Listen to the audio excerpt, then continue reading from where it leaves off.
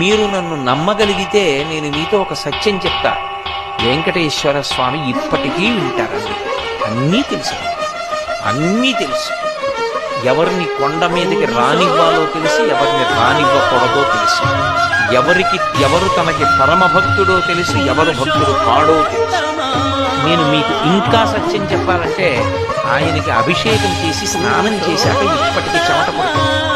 ఆ చెమట తుడుస్తారు బట్టతోటి. ఆ తుడిచిన బట్ట వాసన చూస్తే సువాసనలు వస్తాయి. మొన్ననే నేను వెంకటాచలం వెళ్ళినప్పుడు ఆయన ఒళ్ళు తుడిచిన బట్ట కళ్ళజోడు తీసేయమని నా కళ్ళ మీద పెట్టారు. పెడితే నాకు గంటన్నర సేపు చల్లతనం వదలలేదు కళ్ళని పట్టి. అంత సువాసన, దివ్యమూర్తి. ఇప్పటికీ ఆరాధన చేసే పెద్దలను అడగండి, వెంకటేశ్వర స్వామి వారిని ముట్టుకున్నప్పుడు పసిపిల్లవాడి శరీరం ముట్టుకున్నంత మెత్తగా తగులుతూ ఉంటుంది అని చెప్తారు.